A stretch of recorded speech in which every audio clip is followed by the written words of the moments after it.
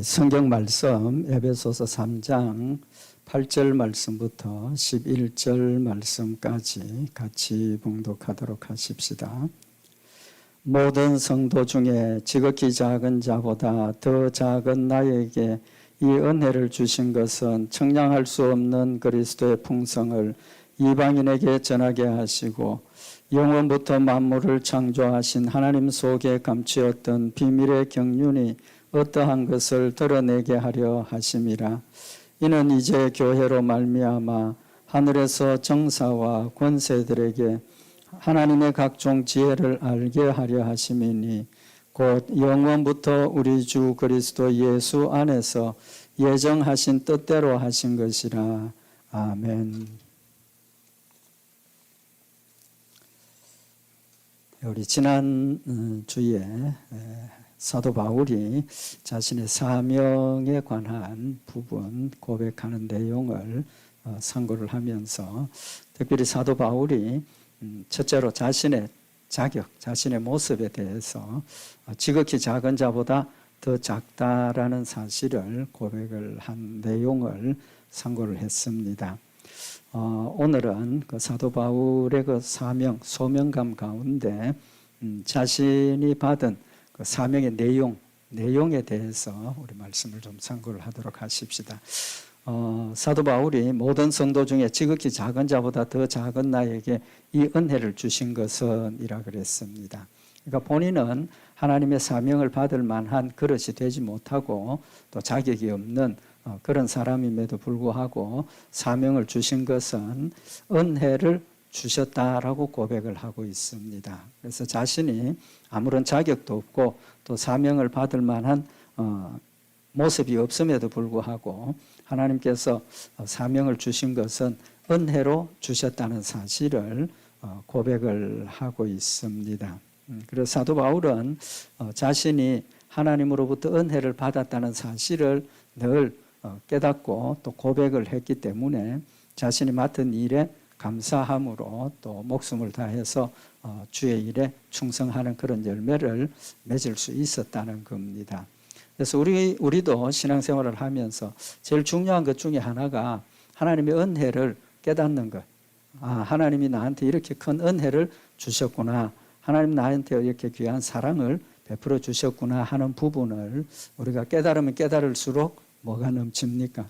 감사가 넘치죠. 감사하게 되고 그 감사를 통해서 더 뜨겁게 하나님을 사랑하게 되고 또 힘을 다해서 하나님을 섬기는 그런 열매가 되는 겁니다. 그래서 사도 바울은 이 은혜를 주셨다. 하나님 주신 사명을 은혜라고 분명히 깨달았기 때문에 그 사명에 힘을 다해서 수고한 그런 열매가 된 겁니다.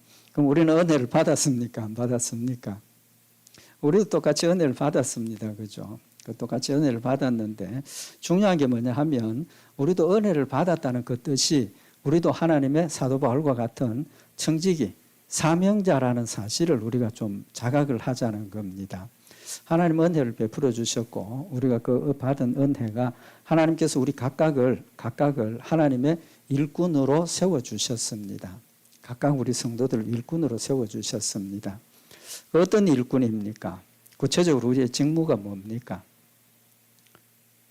하나님 우리 성도들에게 주신 직무가 제사장의 직무를 주셨습니다. 우리가 목사만 구약시대의 제사장처럼 하나님의 일을 하는 것이고 우리 성도들은 상관없다라는 의미가 아니고 우리 성도들 각각이 제사장으로 세워주셨다는 겁니다. 그러니까 하나님께서 우리 성도들 각각에게 주신 그 사명이 얼마나 귀하고 아름답고 중요한 것인가 하는 것을 우리가 깨달아야 된다는 거죠. 그래서 베드로전서 15장 16절에 보면 이 은혜는 곧 나로 이방인을 위하여 그리스도 예수의 일꾼이 되어 하나님의 복음의 제사장 직무를 하게 하사 이방인을 제물로 드리는 그것이 성령 안에서 거룩하게 되어 받으심직하게 하려 하심이라. 사도 바울이 자신이 복음 전하는 이 일을 무슨 직무라 그랬습니까? 복음의 제사장 직무라고 고백을 하고 있습니다. 그러면 제사장이 하는 일이 뭡니까? 일반 이스라엘 백성들을 위해서 하나님 앞에 제사를 드리고 또 그들이 하나님 말씀대로 순종하고 하나님 앞에 용서받을 수 있도록 하나님을 만나는 일을 대신했던 일인데, 사도 바울이 복음의 제사장이라고 하는 이 말은 이방인들에게 복음 전하는 그 일이 제사장의 역할과 똑같다는 겁니다. 복음을 전하고 그들이 예수님을 영접하고 그들이 하나님 앞에 자신의 몸과 마음을 제사로 드리도록, 제물로 드리도록 하는 역할이 제사장의 역할이라는 겁니다. 그러면 베드로전서 2장 5절에 보면 너희도 산돌같이 신령한 집으로 세워지고 예수 그리스도로 말미암아 하나님이 기쁘게 받으실 신령한 제사를 드릴 거룩한 제사장이 될지어다 라고 말씀을 하고 있습니다. 여기 너희는 누구를 가르칩니까? 우리 개개의 성도들을 이야기를 하는 겁니다. 우리 개인 성도들이 산 돌같이 신령한 집으로 세워지고 예수 그리스도, 돌은 예수 그리스도, 산 돌, 예수님께서 하나님의 말씀을 순종하고 죽기까지 복종하고 하나님의 영광을 드러낸 것처럼 우리도 산 돌같이 신령한 집으로 세워져야 된다는 거죠. 그러니까 우리 몸이 뭐라고 그랬습니까? 성령이 거하시는 전이라 그랬죠. 우리 성전으로 세워져야 되고 예수 그리스도로 말미암아 하나님이 기쁘시게 받으실 신령한 제사를 드릴 거룩한 제사장이 되라. 우리 스스로가 하나님 앞에 신령한 제사를 드리는 제사장이 되었다는 사실을 지금 우리에게 밝혀주고 있는 겁니다. 앞에서도 말씀을 참고를 했지만 우리는 우리 몸, 나는 내 몸을 하나님 앞에 드리는 산 제물로 드리는 제사장입니다. 내 몸을 하나님 앞에 드리는 제사장이라는 거죠. 첫째 제사장의 의미가.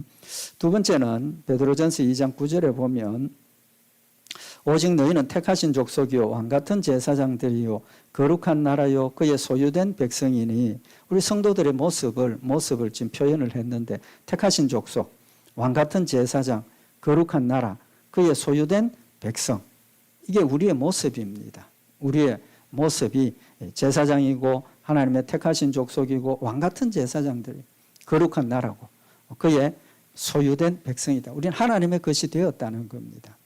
하나님의 것이 되었다는, 하나님의 것이 되었으니까 내 몸을 내 마음대로, 내 생활을 내 마음대로 하는 것이 아니라 하나님의 것이 되었으니까 주인 대신 하나님의 명령대로 하나님의 뜻대로 우리가 움직이고 순종하는 그런 자가 되어야 된다는 거죠.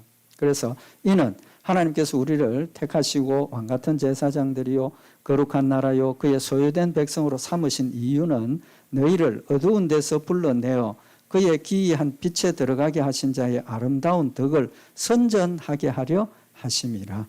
하나님께서 우리를 구속하시고 구원하신 그 하나님의 아름다운 그 사랑, 은혜, 이런 것들을 선전하도록, 전하도록 우리를 세워주셨다는 겁니다. 그러니까 우리가 전도하는 그 자체가 무슨 직무입니까? 제사장의 직무라는 겁니다. 제사장의 직무. 사도 바울이 자신이 사도로 세우신 그 일이, 복음, 이방인들에게 복음 전하는 그 일이 제사장으로서의 직무라고 고백을 했다면 우리도 하나님의 말씀을 들고 또 우리의 삶을 통해서 하나님을 알지 못하는 사람들에게 복음을 전하고 그리스도의 향기가 되어서 하나님의 영광을 드러내는 그 자체가 직무가 무슨 직무입니까? 제사장의 직무라는 겁니다. 제사장의 직무라는 것. 그 다음에 아까 말씀드린 것처럼 내 몸과 마음을 하나님 앞에 드리는 그 삶이 곧 제사장의 직무를 감당하고 있다는 사실을 지금 우리에게 말씀을 하고 있는 겁니다. 사도 바울은 자신의 사명의 내용을 지금 정확하게 이해하고 알고 있다는 거죠. 우리도 같은 관점에서 우리 자신이 제사장이 되었고 또 하나님의 사명자가 되었다는 사실을 우리가 이 말씀을 통해서 한번 생각을 해보자는 겁니다. 그 다음에 이 은혜를 주신 것은 사명자로 세우신 목적이 뭡니까? 청량할 수 없는 그리스도의 풍성을 이방인에게 전하게 하시고, 청량할 수 없는 그리스도의 풍성을 이방에게 전하게 하신다. 이제 말씀드린 것처럼 우리도 뭘 해야 됩니까? 하나님을 알지 못하고 하나님을 믿지 못하는 사람들에게 그리스도의 풍성을 전하는 것이 우리 각각에게 주신 사명이라는 겁니다. 너희는 세상의 빛이라 하셨고 너희는 세상의 소금이라 하신 그 말씀 자체가 우리의 삶이 그리스도의 풍성을 전하는 그런 역할이라는 사실을 지금 말씀을 하고 있는 겁니다. 그래서 우리의 삶을 통해서 하나님의 영광을 드러내어야 하는데 사도 바울이 청량할 수 없는 그리스도의 풍성이라고 표현을 했습니다. 우리가 전하는 내용이 청량할 수 없는 그리스도의 풍성을 전해야 된다는 겁니다. 그럼 여기 청량할 수 없는 그리스도의 풍성이라는 의미가 무엇입니까? 여기 풍성하다는 것은 부하다, 넉넉하다 그런 뜻입니다. 부자라는 뜻인데 그다음에 청량할 수 없다는 건 뭡니까? 헤아릴 수 없다는 거죠. 우리가 어떤 분량을 청량할 수 없는 그런 많은 하나님의 풍성을 지금 우리가 전해야 한다는 겁니다. 그럼 하나님의 그리스도의 풍성의 내용이 구체적으로 어떤 게 풍성입니까? 하나님 우리에게 주시는 풍성. 제일 중요한 게 사랑이죠. 사랑. 은혜고 사랑입니다. 그 사랑과 은혜가 풍성하기 때문에 사도 바울과 같이 스스로 내가 지극히 작은 자보다 더 작은 나에게 사명을 주셨다 하는 것은 하나님의 사랑과 은혜가 얼마나 풍성한 것인가, 정말 헤아릴 수 없는 그런 사랑이라는 사실을 우리에게 교훈을 하시고, 인간적으로 생각을 하면 사도 바울과 같은 그런 옛사람의 모습이면 하나님께서 징벌을 하고 심판하고 지옥에 보내도 모자라지 않는 그런 모습일 텐데 하나님께서 오히려 그런 사람을 들어서 최고의 사도로 세우시고 하나님의 일들을 감당하게 하신 것은 하나님의 사랑이 아니면 절대로 할 수 없는 그런 일이라는 사실을 지금 스스로 밝히고 있는 겁니다. 그런 관점에서 보면 우리도 마찬가지죠. 우리도 마찬가지입니다. 우리도 예수 믿기 전에는 소망도 없고 이 땅에 속해서 육신의 욕심을 통해서 세상을 따라가며 세상을 누리고 세상을 살다가 지옥으로 갈 수밖에 없는 그런 우리의 모습이었지만 하나님께서 우리를 먼저 택하시고 사랑을 베풀어 주셔서 하나님의 은혜와 사랑으로 천국의 소망을 가지게 하시고 영원한 삶을 구원의 놀라운 축복을 받도록 하셨다는 것은 하나님께서 우리에게도 똑같은 풍성을, 사랑의 풍성을 우리에게 주셨다는 겁니다. 그래서 시편 5편 7절에 보면 오직 나는 주의 풍성한 인자를 힘입어 주의 집에 들어가 주를 경외함으로 성전을 향하여 경배하리이다. 우리가 성전에 들어가서 하나님을 찾을 수 있는 이유는 하나님의 풍성한 인자 때문에 우리를 사랑하시고 용서하시고 긍휼을 베푸시고 은혜를 베푸시는 그 하나님의 인자가 풍성하시기 때문에 나 같은 죄인도 우리 같은 모습을 가진 사람들도 하나님 전에 올라가서 하나님 앞에 영광 돌리는 그런 열매를 맺을 수 있도록 하셨다는 사실을 말씀을 하는 겁니다. 요한복음 10장 10절에 보면 도적이 오는 것은 도적질하고 죽이고 멸망시키려는 것뿐이요 내가 온 것은 양으로 생명을 얻게 하고 더 풍성히 얻게 하려는 것이라. 예수님 오신 목적이 우리에게 영생의 생명만 주신 것이 아니라 다른 것들도 더 풍성히 얻도록 하기 위해서 가지도록 누리도록 하기 위해서 예수님 오셨다라고 분명히 말씀을 하시고 나는 선한 목자라 선한 목자는 양들을 위하여 목숨을 버린다라고 말씀을 하고 계시는 겁니다. 그래서 우리가 더 풍성히 영생의 축복만 받는 것이 아니라 그 외에도 더 풍성히 받도록 하시기 위해서 예수님 우리를 대신해서 십자가에 못 박혀 죽으셨다라고 말씀을 하고 있는 겁니다. 그러면 하나님께서 우리에게 주시는 이 풍성함이 영적인 것뿐입니까? 우리 죄를 용서받고 천국 가는 영적인 그 문제만 우리가 은혜와 사랑으로 받았습니까? 아니죠. 하나님께서 우리를 인도하시는 것은 영과 육의 모든 문제를 관할하시고 영과 육의 모든 문제에 풍성하게 채워주시는 하나님이십니다. 영적인 것만 우리에게 축복해 주신다면 우리 성도들 가난하게 살고 모두가 어렵고 힘들게 살 수밖에 없는 그런 모습일 겁니다. 그렇지만 그렇지 않다는 거죠. 하나님께서는 우리 성도들이 하나님의 영광을 드러내고 하나님의 뜻들을 이루게 하시기 위해서 때로는 필요한 물질도 채워주시고 때로는 우리가 권세를 가져야 하면 권세도 주시고 때로는 우리를 낮추시기도 하시고 모든 일들을 통해서 하나님께서 우리를 사용하셔서 하나님 영광 받으시는 하나님이시라는 겁니다. 그래서 시편 30편 23절에 보면 내가 땅에 뿌린 종자에 주께서 비를 주사 땅 소산의 곡식으로 살찌고 풍성케 하실 것이며 그날에 너의 가축이 광활한 목장에서 먹을 것이요. 육신의 문제만 이야기하는 게 아니라는 겁니다. 또 영적인 문제만 이야기하는 게 아니라는 겁니다. 우리가 농사를 지을 때 하나님께서 땅의 소산으로 곡식으로 살찌게 하시고 또 하나님께서 우리에게 주신 그런 가축들로 풍성케 하셔서 하나님의 영광을 돌려드리고 하나님의 일에 사용하게 하시고 또 우리가 하나님의 일하는데 필요한 에너지와 힘을 얻어서 하나님을 영화롭게 하도록 하나님께서 육신의 문제도 해결해 주신다는 사실을 말씀을 하고 있는 겁니다.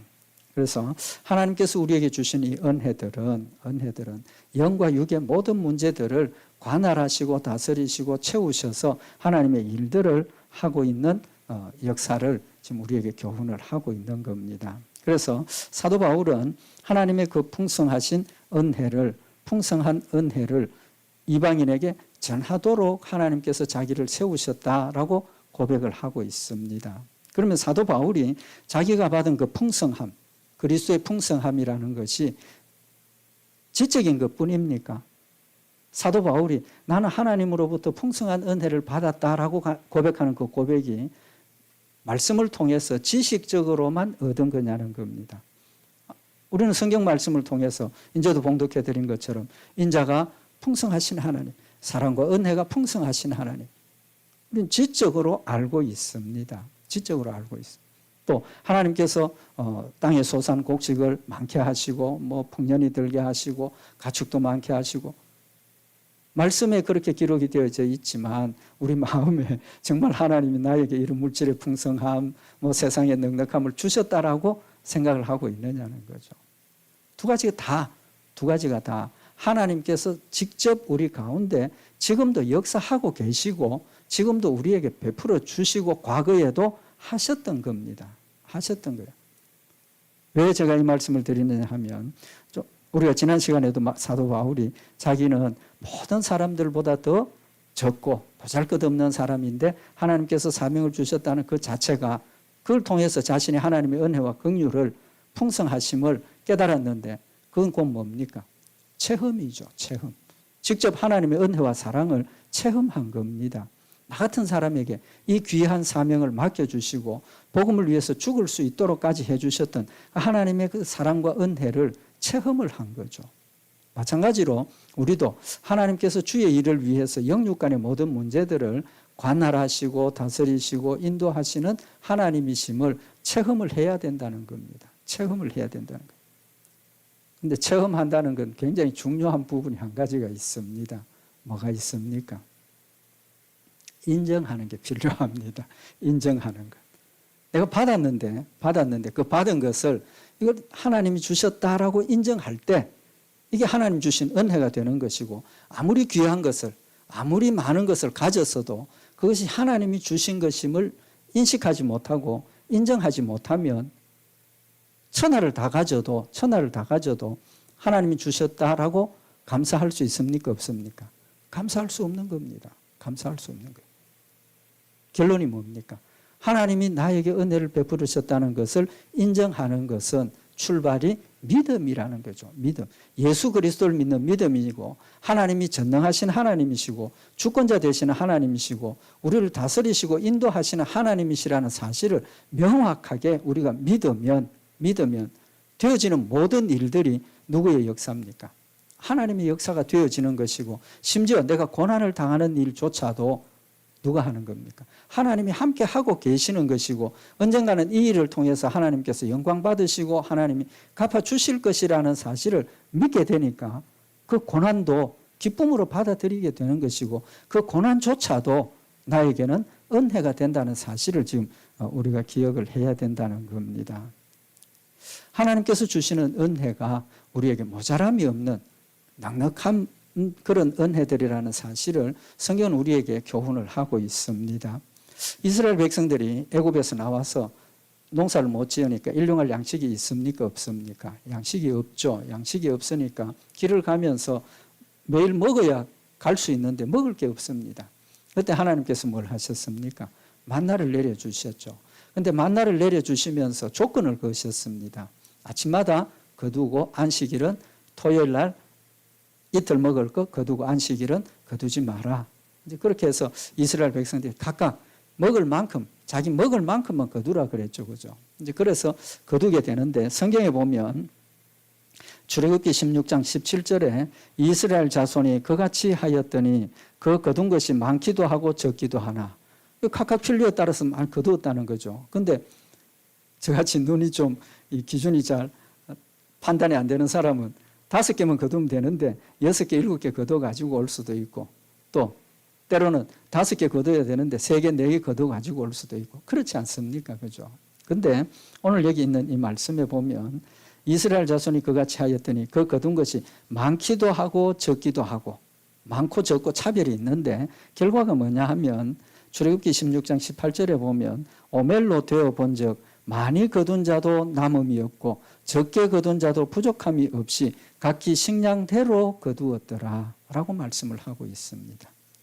많이 거두었으니까 남아서 버릴 줄 알았는데, 적게 거두어서 못 먹고 배고플 줄 알았는데 많이 거둔 자도 부족함이 없고 적게 거둔 자도 부족함이 없고, 남고 부족함이 없도록 하나님께서 채워주시고 관리를 하시더라는 겁니다. 하시더라는 거예요.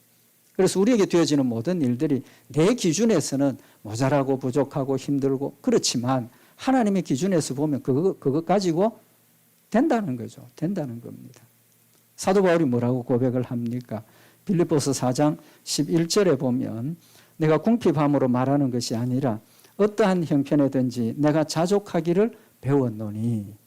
사도 바울이 복음을 전하는 과정에서 사도 바울은 자비량했죠. 저희가 천막 짓는 일을 하면서 복음을 전했는데, 그러니까 실제로 얼마나 힘들었겠습니까? 그죠? 그럼에도 불구하고 자기가 궁핍함으로 말하는 것이 아니라 어떠한 형편에든지 내가 자족하기를 배웠다. 자족하기를 배웠다는 겁니다. 살다가 보니까 뭐 형편이 부족한 그런 때도 있었고 또 넉넉한 때도 있었고, 그럼에도 불구하고 뭘 배웠다 그랬습니까? 자족함을 배웠다는 겁니다. 자족이 뭡니까? 모든 일에 만족하다는 거죠. 부족할 때도 만족하고 넉넉할 때도 뭐 이렇게 흥청망청이 아니라 그때도 적절하게 그걸 다스리고 감사하는 그런 감사함을 배웠다는 겁니다. 범사의 감사함을 배웠다는 거죠. 그러면서 빌립보서 4장 12절에 보면 내가 비천에 처할 줄도 알고 풍부에 처할 줄도 알아. 그 자족함의 내용을 지금 소개를 하고 있는데, 비천에 처할 줄도 알고 풍부에 처할 줄도 알고 또 모든 일에 배부르며 배고픔과 풍부와 궁핍에도 일체의 비결을 배웠노라. 넉넉하고 모자라고 어렵고 힘들고 편안하고 즐겁고 그런 때 일체의 비결이 뭡니까? 자족함이라는 겁니다. 자족함을.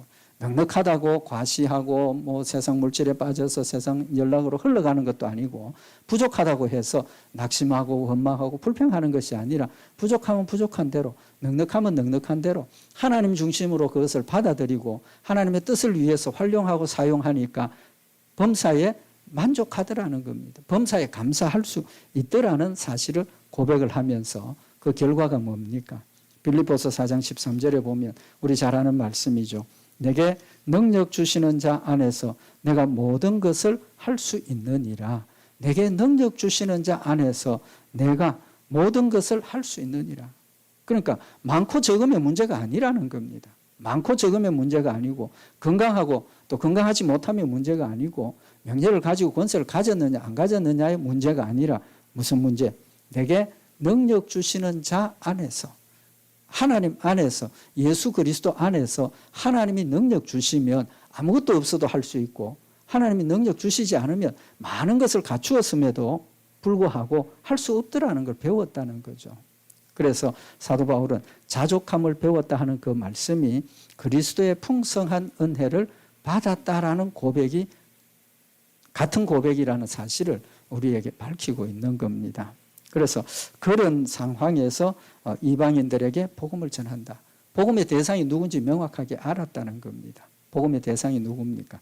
이방인이라는 거죠. 이방인. 그래서 하나님께서 자신에게 주신 사명이 하나님 자신의 힘으로 하는 것이 아니라 나에게 능력 주시는 자, 예수 그리스도 안에서, 하나님 안에서 이 일을 감당하는 것이라는 사실을 확실히 알고 나니까 두려움이 없다는 겁니다. 죽음도 두렵지 않고 또 고난도 두렵지 않고 넉넉함과 풍성함이 그를 넘어뜨리는 것도 아니고 하나님의 놀라운 능력의 역사를 행하고 말씀을 전하고 하나님의 뜻을 이루어가는 그런 놀라운 능력의 역사를 행했음에도 불구하고 어느 사도보다도 더 큰 능력의 역사를 행했음에도 불구하고 그가 교만하지 않고 늘 겸손하게 하나님 앞에 엎드려서 하나님의 영광을 드러내고 죽기까지 복종할 수 있었던 것은 하나님이 주신 은혜의 풍성함을 늘 마음에 새겼고 자신의 힘이 아니라 하나님의 은혜요 하나님의 사랑으로 사명을 받았다는 사실을 알았고 또 자신이 하나님께서 이방인의 사도로 사명을 주시고 이방인의 사도로 세워주셨다는 사실을 알았기 때문에 한 곳에 거하지 않고 필요로 하는 모든 곳마다 하나님이 인도하시는 대로 복음 들고 이방 지역을 다니면서 복음을 전하는 그런 역할을 감당을 했다라는 사실을 고백을 하고 있는 겁니다. 하나님께서 특별히 사울이 사명을 받을 때 분명히 사울에게 주신 사명을 밝혔지 않습니까? 사도행전 9장 15절에 보면 아나니아를 통해서 사도 바울의 그 사명을 밝혀주시는데 주께서 가라사대 가라 이 사람은 내 이름을 이방인과 임금들과 이스라엘 자손들 앞에 전하기 위하여 택한 나의 그릇이다 라고 명백하게 밝혀주셨고 아나니아는 그 하나님의 사명을 사울에게 전달을 했고 그걸 받아들였다는 거죠. 그래서 사도 바울은 정말 여기 있는 말씀대로 임금들 앞에서 얼마나 열심히 복음 전했지 않습니까? 무엇 때문에 그렇게 할 수 있었습니까? 잡혔기 때문에 죄인으로 잡혔기 때문에 자기를 심판하는 그 왕들 앞에서 떳떳하게 자신의 결백을 밝히고 또 자신의 예수 그리스도를 만났던 체험을 밝히고 복음을 전할 수 있는 그런 기회가 그에게 있었고 또 그가 죄인으로 잡혔기 때문에 예루살렘에서 로마까지 압송되는 그 과정이 혼자 간 게 아니지 않습니까? 만약에 그 시대에 사도 바울이 자기 몇몇 사람들과 함께 자신의 길로 로마로 갔다면 얼마나 위험했겠습니까? 얼마나 위험했겠습니까? 그런데 그가 예루살렘에서 잡혀서 하나님께서 나면서부터 주셨던 그 로마 시민권 때문에 나는 로마 황제에게 내 재판을 부탁한다. 그 바람에 의무적으로 그를 예루살렘에서 로마까지 데리고 가야 하는 의무가 부여가 된 거죠. 그래서 그가 예루살렘에서 로마까지 가는 일에 옆에 누가 갔습니까? 성경을 보면 백부장이 따라갔다고. 백부장이 어떤 사람입니까? 천부장, 백부장, 50부장. 그러니까 굉장히 높은 사람이죠. 군사를 많이 거느리고 있는 사람이 군사들과 함께 사울을 데리고 로마까지 가게 되는 겁니다. 풍랑을 만났을 때 어떻게 했습니까? 풍랑을 만나서 배가 난파되고 파손될 그런 지경이 되었을 때 사도 바울 죄수들 다 죽이겠다 했을 때 사울이 아니다 그러지 마라. 그리고 배에 있는 거 다 내버리고 군사들 먼저 육지로 보내고 그 다음에 죄수들 나가게 하면 되지 않느냐. 그래서 생명을 지킴을 받았고 또 그 풍랑 때문에 섬에 가서 메르데라는 그런 섬에 가서 불을 피웠는데 비에 젖었으니까 불을 피웠는데 사도 바울이 어떻게 했습니까? 불 쬐다고 있으니까 불에서 독뱀이 나와서 사도 바울을 물었습니다. 사람들이 야 이거는 물었으니까 죽었다. 저 사람 풍랑에서는 구함을 얻었지만 어떤 죄가 있길래 뱀에 물려서 결국은 죽느냐 했는데 죽었습니까? 안 죽었습니까? 안 죽었지 않습니까? 오히려 그것 때문에 사람들이 더 이 사람 특별한 사람이다. 인정을 받고 거기서 대접을 받고 보호를 받고 잘 준비해가지고 다시 로마로 가는 그런 역사를 하나님께서 하시더라는 겁니다. 이런 모든 일들이 순간순간 하나님께서 역경에 처하게 하신 일이 오히려 그에게 복음 전하는 기회가 되게 하시고 또 그런 복음 전하는 기회를 사도 바울은 적절하게 복음을 전하고 하나님의 영광을 드러내는 역할을 감당함으로 말미암아서 하나님께서 그에게 주신 이방인의 사도의 사명을 잘 감당했다라는 사실을 고백을 하고 있는 말씀입니다. 이 말씀 좀 전에 처음에 말씀드린 것처럼 역시 우리에게 하시는 말씀이라는 겁니다. 우리도 사도 바울이 사명 받은 것처럼 똑같이 직분이 뭡니까? 제사장입니다. 제사장. 우리 똑같이 제사장입니다. 그래서 하나님께서 나를 제사장으로 세워주셨음을 오늘 다시 한번 마음에 새기고 우리의 삶이 제사장으로서의 삶을 우리가 잘 충실하게 감당하는 사명자가 되어서 내 자신을 하나님께 드리는 제사장, 또 죽어가는 영혼들에게 복음을 전하고 하나님의 영광을 드러내는 제사장, 또 우리가 하나님께서 하나 되게 하신 그런 은혜의 말씀들을 가지고 서로 위로하고 격려하면서 주의 뜻을 이루어가는 우리 제사장들이 되어서 정말 하나님을 영화롭게 하고 또 자족하면서 하나님의 뜻을 이루어가는 복된 역사들 있기를 바랍니다. 기도드리십시다. 사랑의 하나님 아버지, 저희들을 제사장으로 세워주시고 우리의 몸과 마음을 주님 앞에 드리는 아름다운 열매를 맺을 수 있도록 축복해 주신 것 다시 한번 마음에 새겨서 우리의 몸과 마음을 주님 앞에 산 제사로 늘 드리게 하시고 또 죽어가는 영혼들에게 복음을 전하는 제사장으로 세워주셨음을 다시 한번 마음에 새겨서 우리의 삶을 통해서 하나님을 영화롭게 하며 죽어가는 영혼들에게 생명과 은혜를 전하는 복된 사명 잘 감당하게 하셔서 주님 앞에 섰을 때 잘했다 칭찬받는 저희들 되게 하시고 하늘나라의 아름다운 상급들로 풍성히 받아 누리는 복된 역사 있도록 주님 인도하여 주시옵소서. 우리 주 예수 그리스도의 이름으로 기도드리옵나이다. 아멘.